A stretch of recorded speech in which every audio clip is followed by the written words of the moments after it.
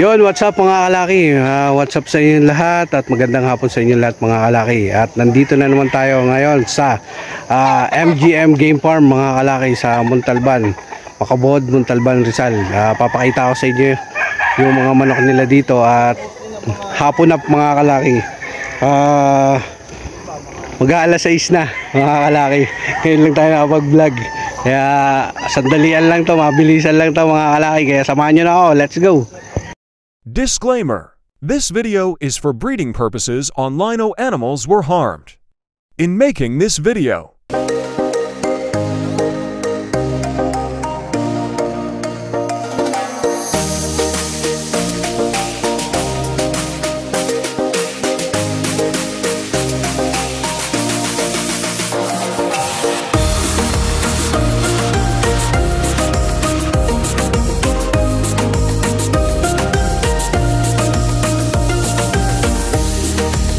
mga kalaki, at nandito nga tayo sa MGM Game Farm.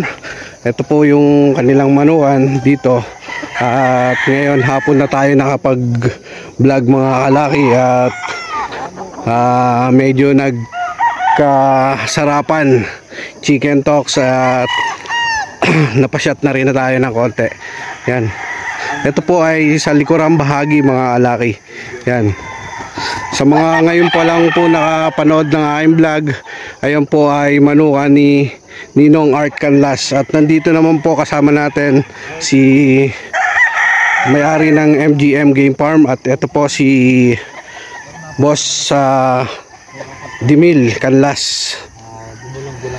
Yan, nagbablog din siya mga kalaki. Yan, behind the scene natin. So, punta tayo sa may dulo. Yeah, Master, shoutout ka muna sa aking vlog din. Nagbablog din siya. Ayan, so siyempre, shoutout po sa lahat ng supporters ng Lucky Temple Game Farm.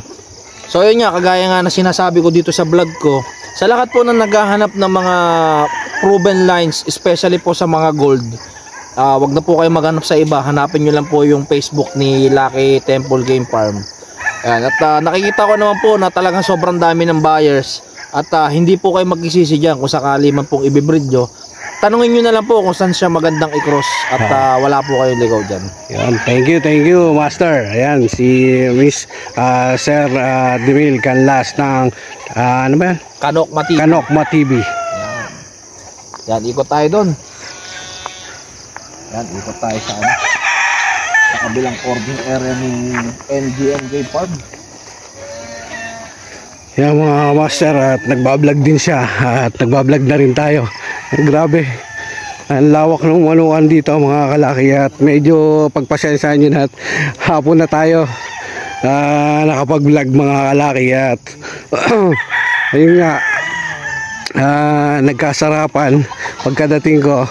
Yan, yan, punong-puno pa rin mga kalaki. Bali sa ngayon hindi pa sila nagbebenta mga kalaki, hindi pa sila nagbebenta ng manok dito. Pero sabi ni Sir Malon, Engineer Malon, soon pag mas marami siyang napabreed, baka mag-out na rin siya. Yan.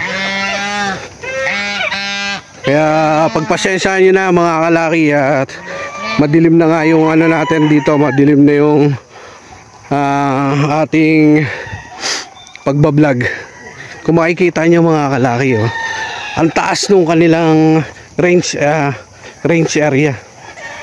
Yan bagong gawa ng range area, napakataas mga kalaki. Ito po ay 20 feet daw ang taas nito mga kalaki. Saka napakalawak. Yan napakalawak. At konti na lang matatapos na to. Paikot ng binakuran nila. Panay range area lang to. Yan, dito to sa dulong bahagi mga kalaki, kung makikita nyo. At napakalawak din ng manukan ni Art Canlas, ng Ninong Art Canlas. Yan. Yan, nagbablog din si Boss Dimil. Nagbablog din. Panoodin niyo po yung vlog niya rin sa Kanokma TV. Tapos syempre maraming salamat pa rin sa mga nanonood sa atin, solid followers natin, solid subscriber. Yan. Punta tayo dito mga kalaki. Grabe taas mga kalaki, oh. 20 feet. Hindi kaya liparin to ng ano. Hindi kaya liparin ng sisiw to. Grabe taas.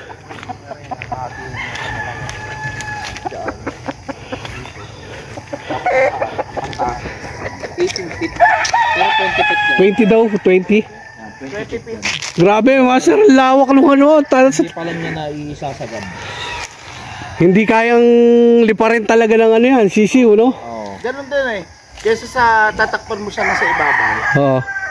Oo. Taasan mo na lang. Taasan mo na lang. Tsaka ito, konting tips kapag may manukan kayo. Pag walang nakatali sa manok nyo, huwag nyo hayaan na ito nakadikit sa lupa. Dahil kapag kaumulan, mapuputikan, mabubulok.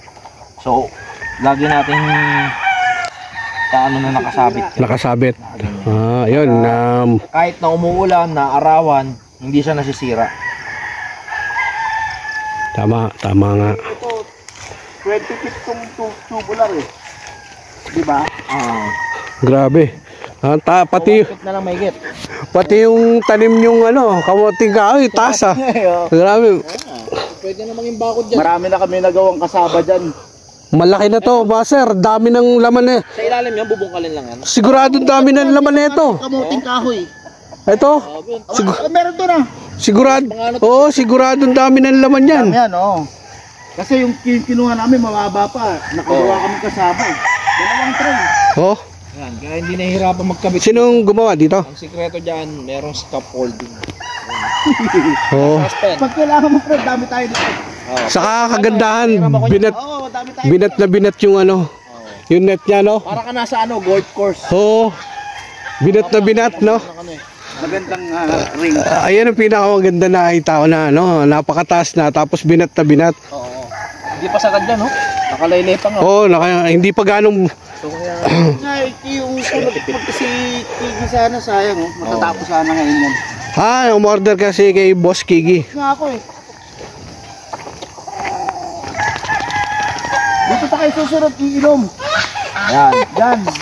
Yan. Dito sa NGM game. Gagawa mo ba ng ano yan? Yung mga ano, Yung Bible study. yung mga Bible study Study. natin. So, syempre kailangan meron tayong venue na paglilipatan. So, kapag ka dun medyo mainit-init na. Dito naman, Dito naman tayo. Yan. Sa ilalim ng puno. puno ng mangga. Maganda nga talaga dito, no? Tapos ito, gagataan na natin yan. Yung nasa kabila po, farm ko po, nandito sa kabila po. Kaya mga kalaki, medyo padilim na ng padilim sa bahagi na to. Kaya pagpasyensyahan nyo na lang, wala nang putol-putol to mga kalaki. At ano na to, tuloy-tuloy na tuloy-tuloy na vlog na to. Yung susunod nating episode, magbabalag po tayo dito ng maaga. So ito, pahapyaw lang po natin to. So maraming salamat po sa lahat ng sumusuporta sa Kanokma TV. Balik YouTube po ulit tayo. At i-follow nyo po yung bago kong Facebook, Kanokma Vlogs. At syempre maraming salamat kay Master Lucky Temple. All the way from Quezon City, dumayo pa yan dito sa Montalban para makabanding tayo. Supportahan din po natin yung mga kaibigan natin kagaya ni Master Lucky Temple. Maraming salamat po sa lahat ng nanonood at hanggang dito na lang. Yun, patuloy na dumidilim mga kalaki. Dilim na. Edit na sa karta. Ito ay dire-diretso na. Wala nang ano to. Manukan di ba to? Baboy. Baboy ano? Babuyan. Ito kay Guarte.